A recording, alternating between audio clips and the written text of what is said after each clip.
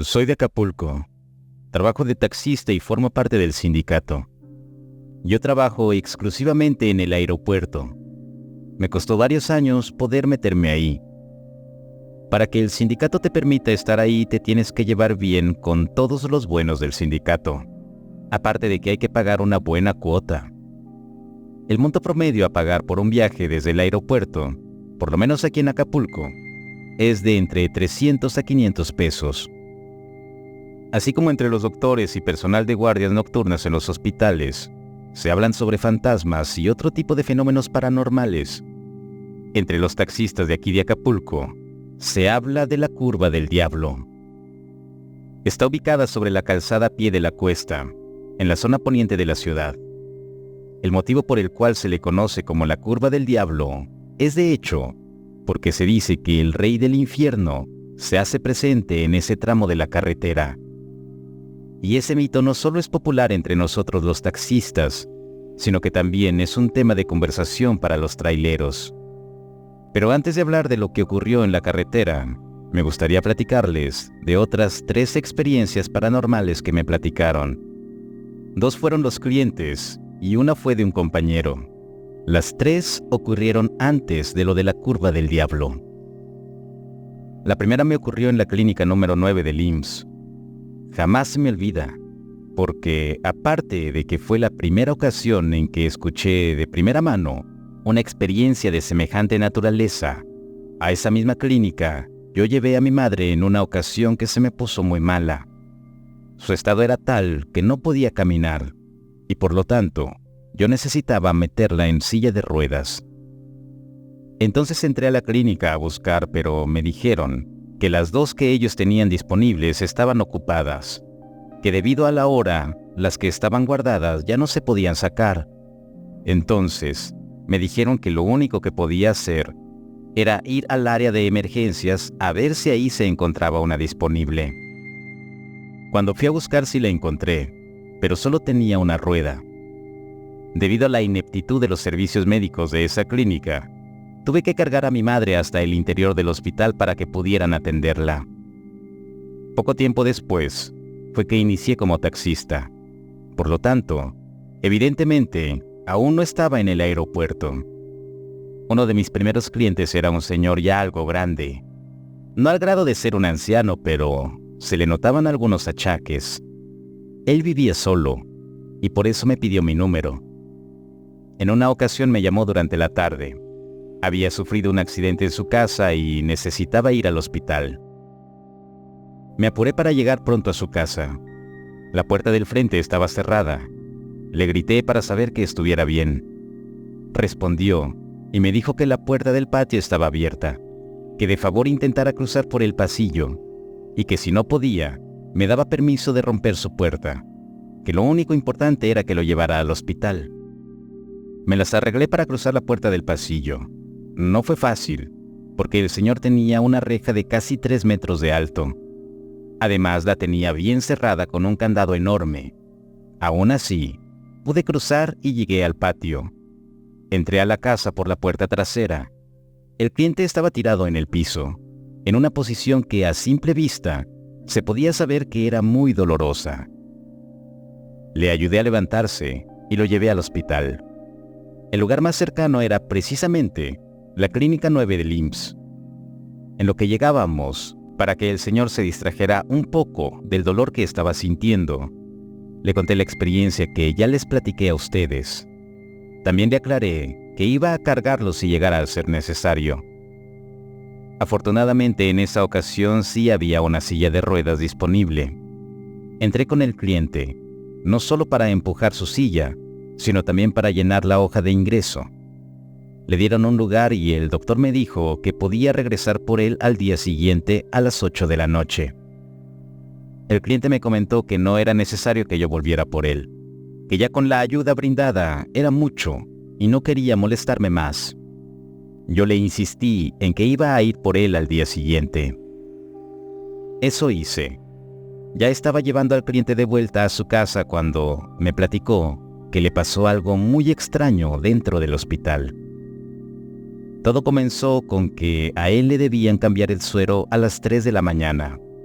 La enfermera de turno era una muchachita de menos de 20 años. Era la encargada de realizar el cambio de suero, porque el doctor le especificó que ella tenía que hacerlo.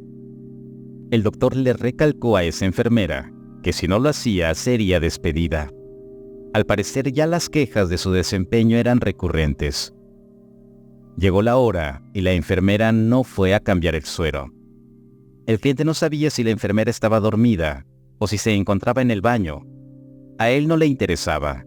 Lo único importante para él era que le cambiaran el suero, porque era lo que le quitaba el dolor. A las 3:20 llegó otra enfermera, un poco más grande de edad, cabello de otro estilo, también de otro color. Además, esa enfermera era más bajita que la primera. Inclusive el cliente me mencionó que la vibra de esa otra enfermera emanaba mucha confianza. Se sintió atendido por un miembro de su familia. Ella fue excesivamente amable. Le preguntó cómo se sentía. Le cambió el suero sin causarle ninguna molestia. Ya por último, antes de irse, la enfermera le acercó un vaso de agua a mi cliente y se despidió diciéndole que si necesitaba cualquier otra cosa, sin importar de qué se tratara, que nada más la llamara y ella iría a ayudarlo. En la mañana, cuando el doctor fue a verlo, mi cliente le comentó que había tenido problemas con la enfermera durante la noche, pero que por suerte otra enfermera lo ayudó y le contó todo tal cual yo ya se los dije. Cuando el doctor le preguntó sobre cuál era la enfermera de la que recibió ayuda, mi cliente describió la apariencia física de esa mujer. Entonces el doctor, un poco incómodo, le contó que la enfermera que lo atendió tenía más de 20 años sin vida. Esa fue una de las experiencias que me contó un cliente. La otra me ocurrió 3 años después. Yo estaba llevando a un estudiante al CETMAR número 18, que viene siendo el equivalente a una preparatoria. Estábamos yendo hacia el plantel en el que estudiaba aquel joven muchacho, que está sobre la carretera federal Acapulco-Zihuatanejo, a la altura de la colonia Jardín.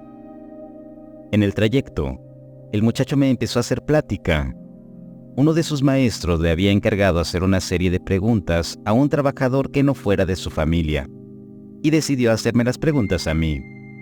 Eso, aunque pueda parecer ridículo, me hizo sentirme bien. La gran mayoría de esas preguntas no eran más que simples banalidades, pero la última era si yo conocía a alguna persona que hubiera tenido un encuentro paranormal. Me lo pensé un momento, pero decidí que sí le diría. Decidí que le contaría lo que me había dicho anteriormente el cliente, al que llevé hasta la clínica número 9 del IMSS. El muchacho me preguntó si yo creía en esas cosas. Lo que le dije fue que yo creía que muchas veces nuestro cerebro nos hacía malas jugadas. Yo no era un experto en el tema en aquel entonces, y tampoco soy un experto ahora, pero siempre me gustó leer. Por eso pude estructurar la respuesta que le di al muchacho. Entonces el estudiante me dijo que él sí creía en fantasmas, porque en su plantel educativo se aparecía uno.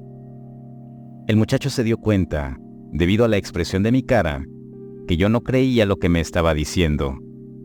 Entonces él me retó a caminar por afuera de la barda de la escuela. Dijo que si lo hacía, podría sentir la energía tan fuerte que emanaba ese lugar. El estudiante también me contó que dentro de algunos salones podían escucharse risas, solo para que después un niño apareciera de la nada y se alejara corriendo a toda velocidad. Para ser completamente honesto con ustedes, al principio no le creí ni la mitad de lo que le escuché decir, pero tras pensarlo unos momentos, llegué a la conclusión que sí podía ser cierto lo que el estudiante me había contado. Un año después fue el incidente del compañero taxista. Les cuento. Él andaba en el centro de la ciudad, en la zona donde las personas andaban de fiesta. Era de madrugada. Entonces de uno de los establecimientos salió una mujer con pintas europeas. La mujer, que era joven, no salió acompañada. Miraba hacia todos lados y, en cuanto vio el taxi de mi compañero, le hizo la señal. Él fue hasta donde estaba ella para que se subiera al taxi. El compañero le preguntó si iba a esperar a alguien más, pero la mujer le dijo que no, que por favor pusiera el taxi en marcha. La mujer se veía confundida, desorientada. Estaba pálida, pero no parecía ser su tonalidad natural de piel. Más bien, parecía que acababa de sufrir el susto de su vida. Luego de avanzar varias cuadras en línea recta, mi compañero le preguntó a dónde quería que la llevara, pero la mujer ya no le respondió. Él le volvió a preguntar, pero solo hubo silencio. Él la miró por el retrovisor y se dio cuenta que la mujer estaba acostada y con los ojos cerrados. Al parecer se había quedado dormida. Mi compañero no sabía qué más podía hacer. La movió para intentar despertarla, pero nada funcionó. Él condujo hacia un hospital. Cerca de llegar vio una banca. Se detuvo, cargó a la mujer y la recostó sobre la banca. Mi compañero no quería que fueran a pensar que él era responsable de haberle dado algo a la mujer para dejarla inconsciente y aprovecharse de ella. Por eso la dejó ahí, para evitarse problemas.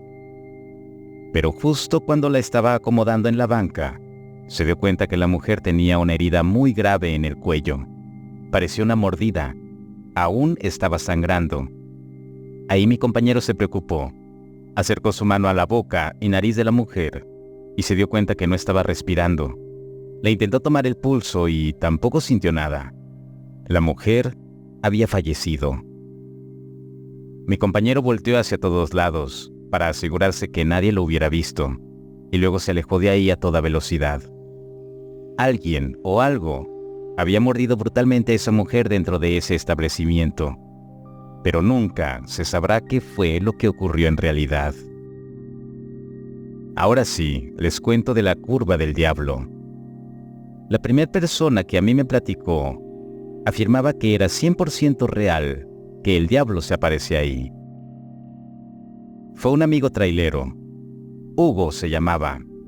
Él murió hace 2 años en un brutal accidente en carretera. Ocurrió mientras viajaba a Guanajuato.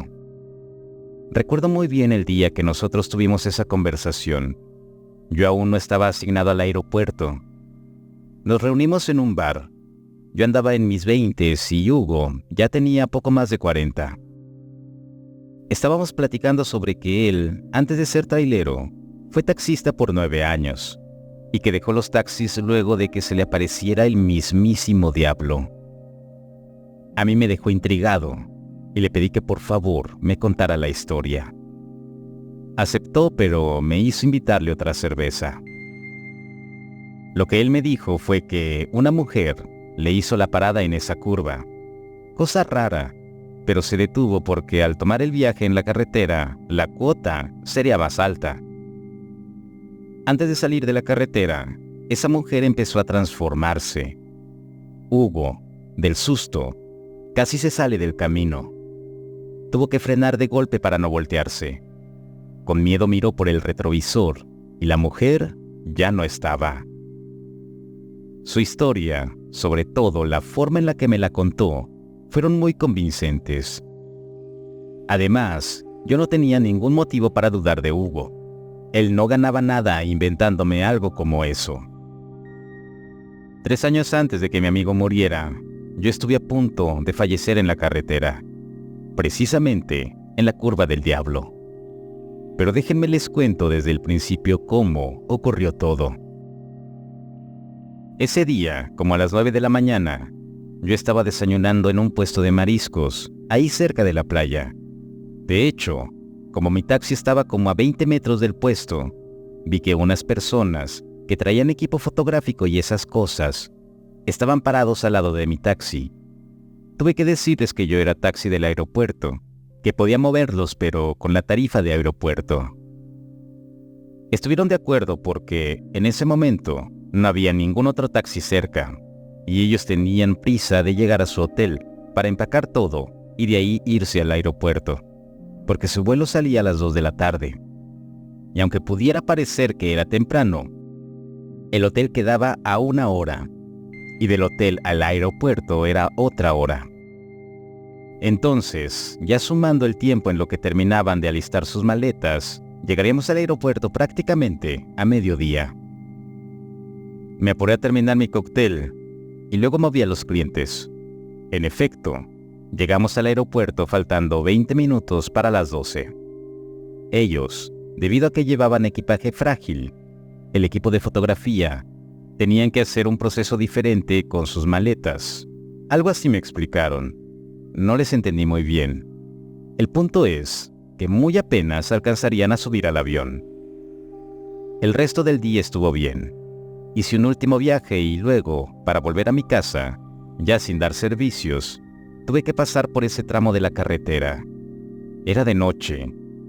De pronto, un auto rojo que iba delante de mí, a mi izquierda, derrapó y se impactó con el auto que estaba frente a mí, en el mismo carril. Un auto blanco. Yo tuve que frenar de golpe. El auto rojo, al momento en que impactó al auto blanco, lo empujó hacia la derecha, donde justo iba pasando un tráiler. El auto blanco solo golpeó contra las llantas del tráiler, pero fue suficiente para que ese auto se volteara y empezara a girar sobre la carretera. Todo eso ocurrió en cuestión de 2 segundos. Inmediatamente después, una camioneta me golpeó por detrás, porque yo había frenado de golpe y a la camioneta no le dio tiempo de detenerse antes de impactarme. Mi taxi quedó entre el auto rojo y la camioneta.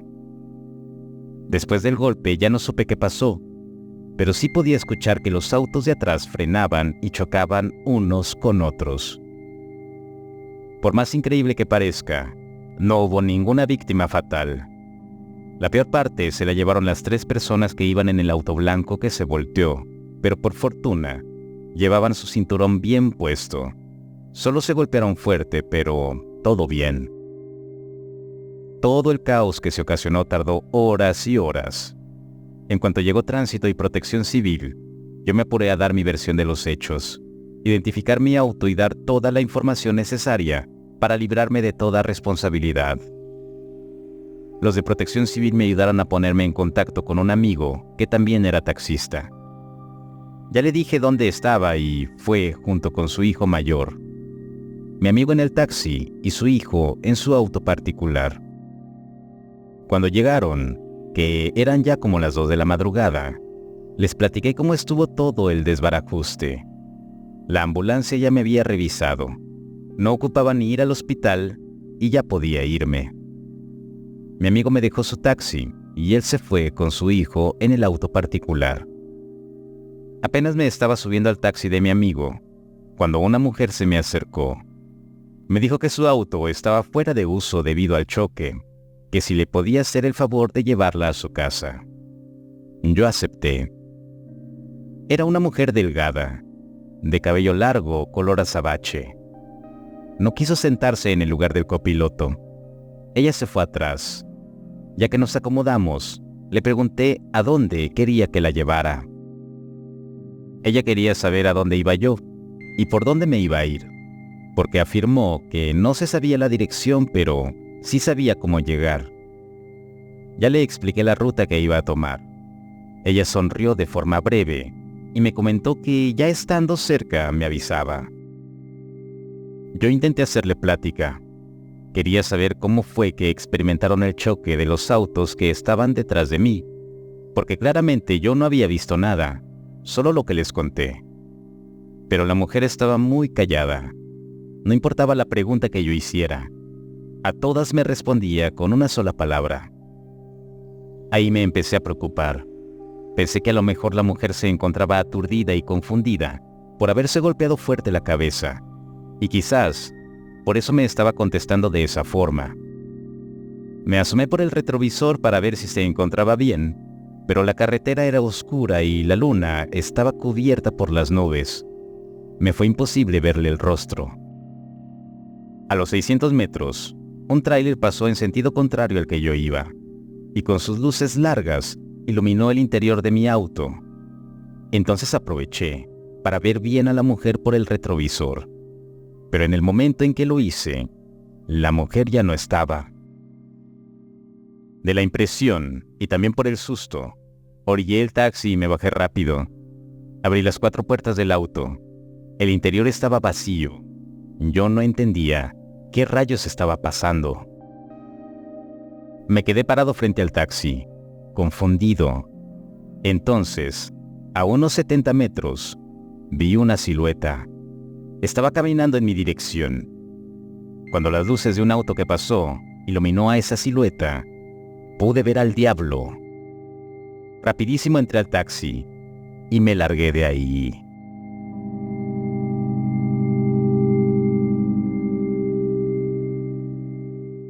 Ser militar, sin importar la rama, no es un trabajo sencillo.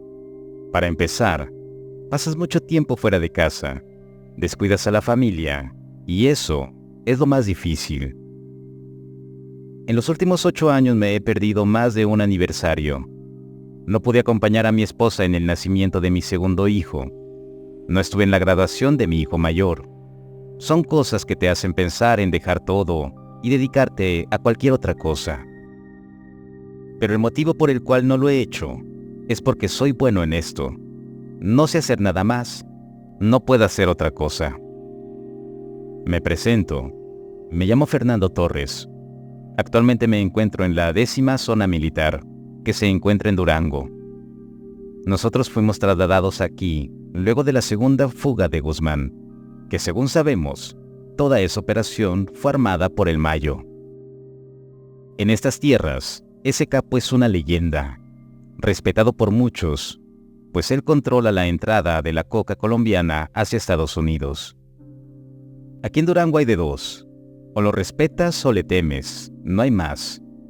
Es precisamente por eso que el trabajo se complica muchas veces. Ese es el motivo por el cual casi no se han hecho grandes operaciones en el estado. No darían resultado. Si en Sinaloa no funcionan, menos aquí. Pero si bien en Durango todo se maneja de forma discreta y a pequeña escala, todo el tiempo andamos patrullando y dando recorridos. No conozco todo el estado a la perfección, pero sí he estado en varios lugares que dan mucho de qué hablar.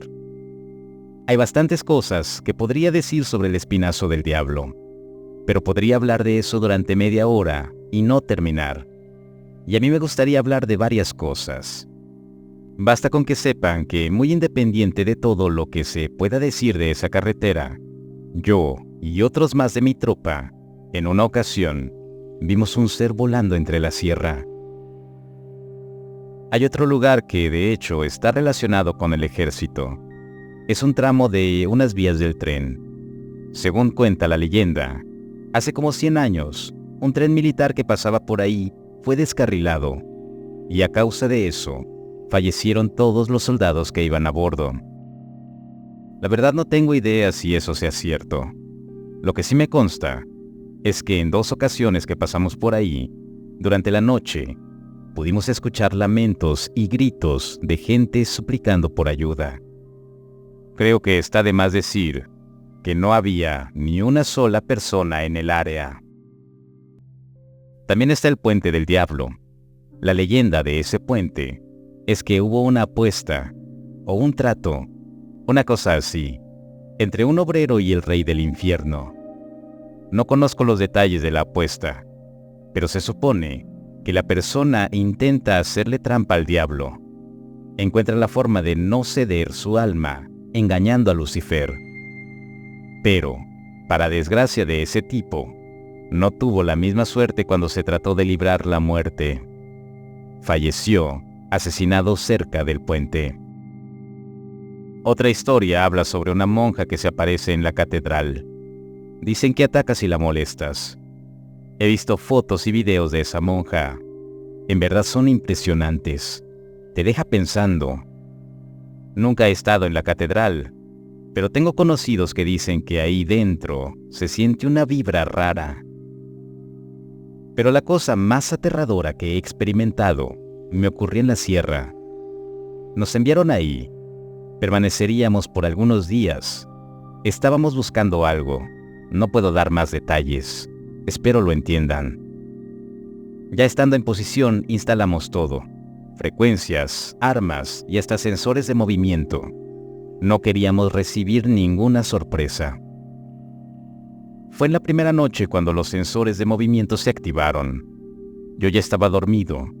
Nos levantamos todos rápido y salimos con arma en mano, listos para repeler el ataque.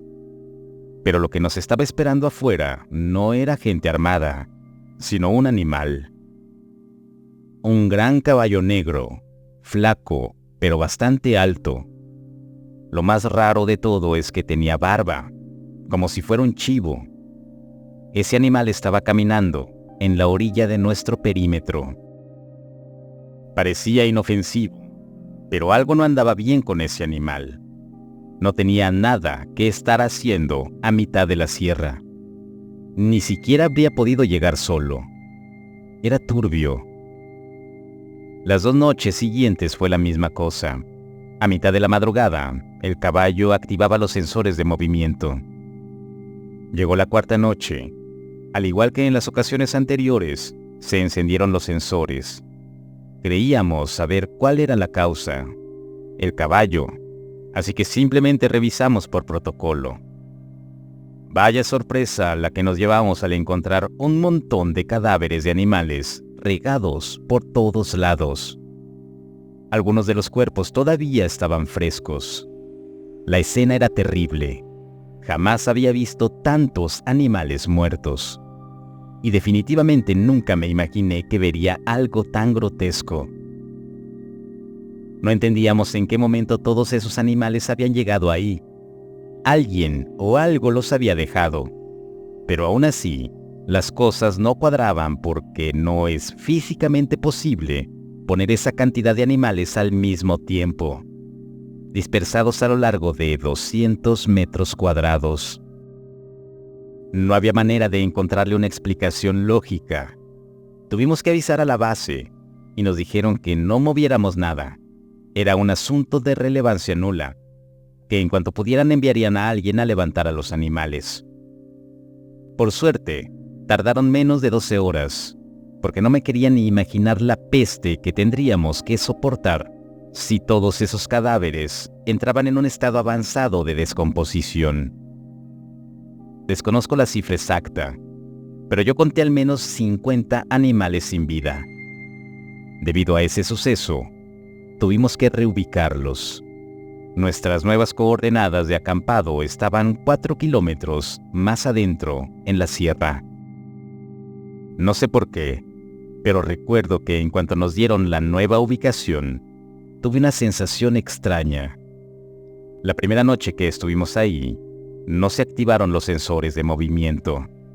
Eso parecía ser algo bueno. Para variar, fue una noche tranquila. Pero la noche siguiente pasaron cosas anormales, por decirlo menos. Una bola de fuego nos estuvo rodeando, literal. Pasaba por encima de nosotros hasta perderse en el horizonte, y a los 10 minutos volvía a pasar. Así estuvo como 1 hora. No nos atacó, tampoco hizo nada amenazante.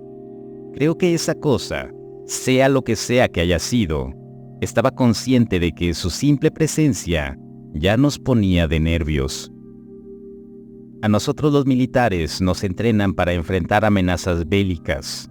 Nos preparan en operaciones de búsqueda y rescate, infiltración, cosas como esas. Pero no existe ningún curso en el que te enseñen a cómo lidiar con amenazas de índole paranormal.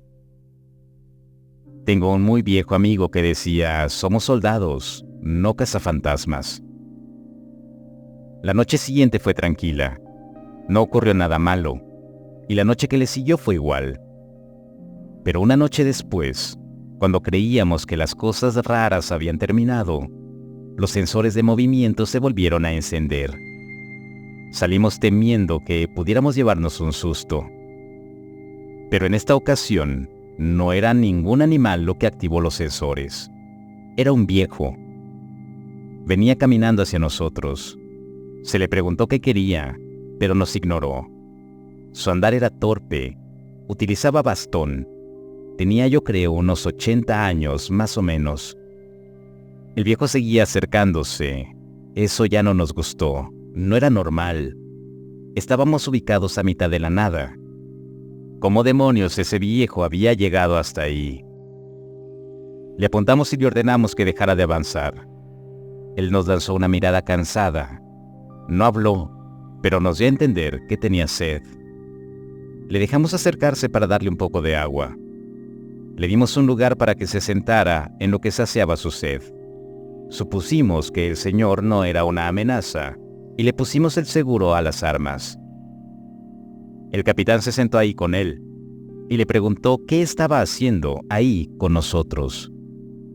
Él respondió que éramos nosotros los que estábamos con él, porque afirmaba que ahí era su territorio. Se le preguntó si acaso pertenecía a algún grupo criminal, o como por qué un pedazo de sierra desértica sería de él. El viejo volteó a ver al capitán y le dijo: «Yo soy el diablo». Cuando dijo esas palabras, por ese par de segundos, el aire se sintió más frío. El capitán lo tomó con calma, de hecho, se rió y le dijo que bebiera más agua, que porque ya estaba alucinando. El viejo, sin dejar de ver a los ojos al capitán y sin parpadear, le preguntó por el gran caballo negro con barba. Eso nos dejó perplejos a todos. Ese viejo no era normal. El anciano se levantó y vomitó. De su boca salió un intestino negro y lleno de moscas. Luego, el don se alejó caminando. Eso, sin duda alguna, había sido la cosa más rara. Pero no terminaba ahí. La noche siguiente llegaron hasta nuestra ubicación un par de camionetas. Se armó un enfrentamiento. Ganamos. Acabamos con todos. De nuestro lado únicamente hubo una baja, mi compañero, el cabo Gilberto. Él cayó sin vida justo donde había vomitado el anciano la noche anterior. Nos retiramos de la zona antes de la siguiente noche. No tengo del todo claro qué fueron todos esos fenómenos que tuvimos la desdicha de presenciar.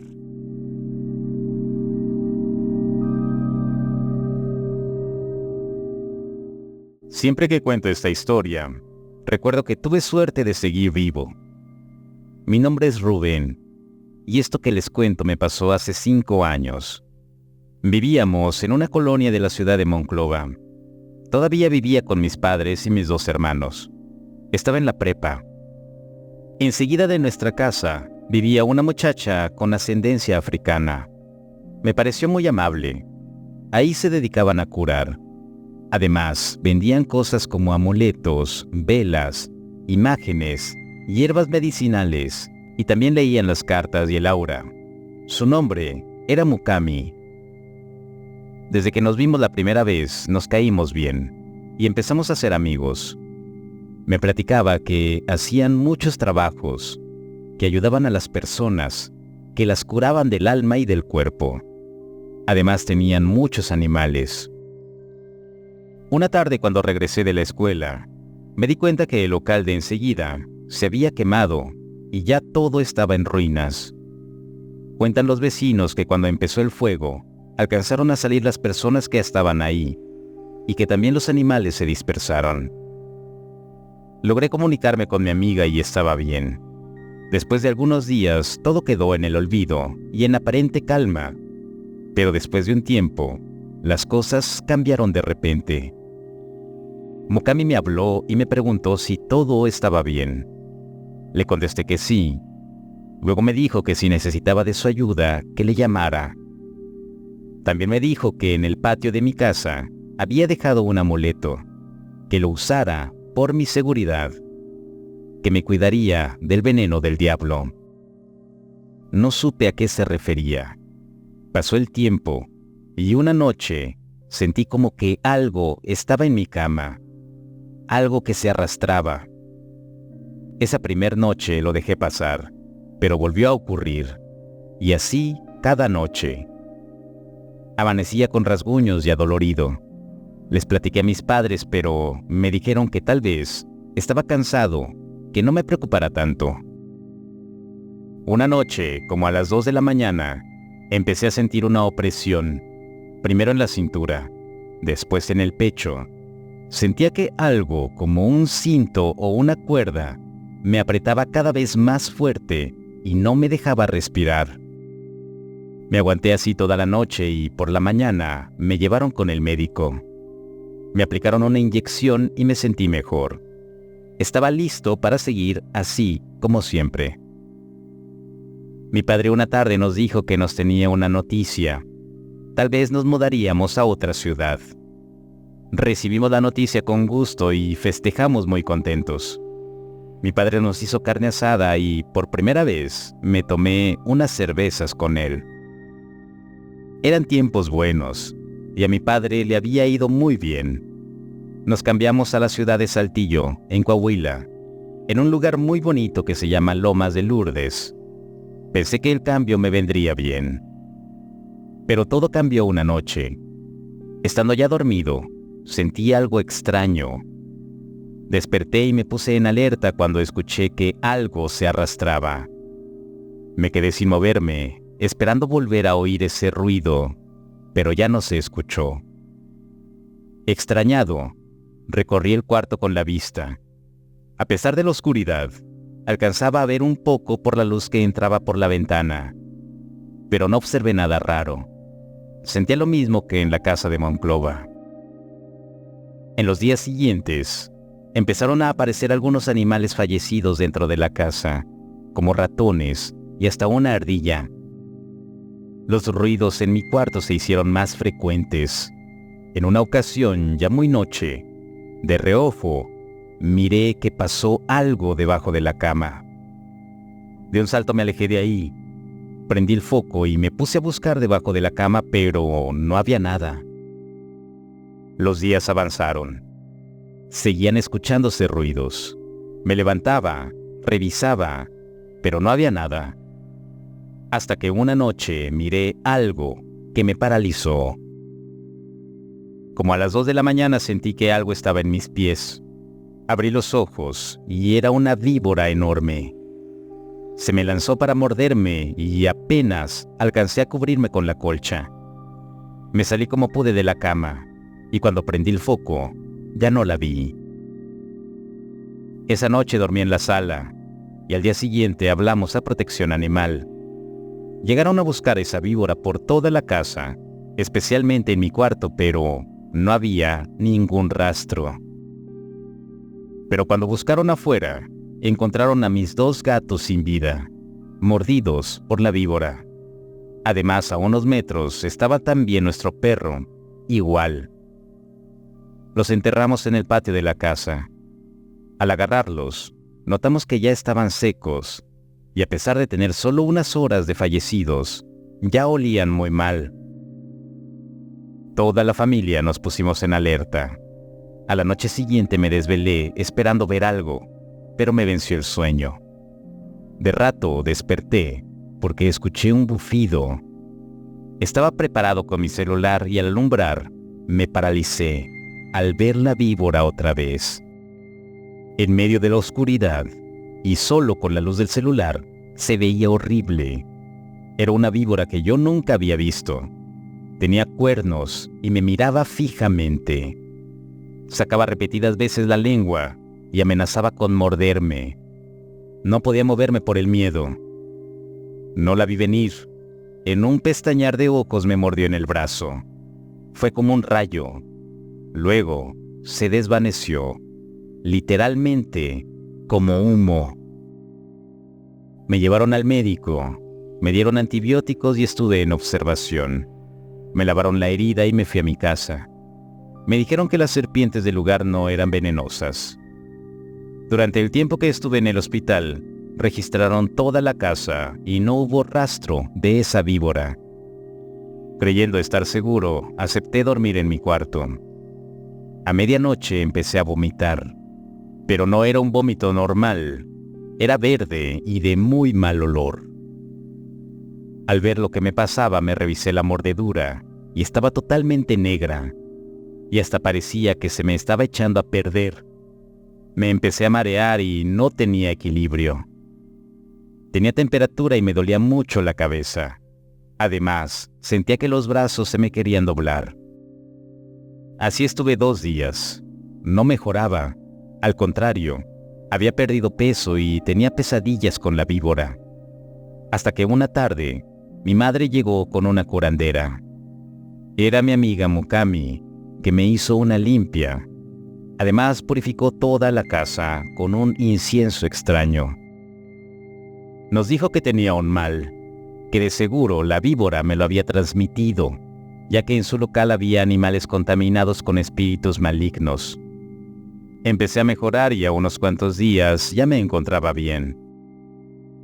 Cuando al fin pude caminar, fuimos al hospital para saber qué clase de víbora era la que me atacó. Me dijeron que era una serpiente cornuda o víbora diablo, que era muy venenosa y que ahí no había antídoto, que no entendían cómo me había curado. Si el video te gustó, no olvides suscribirte y compartirlo. Hasta el próximo relato.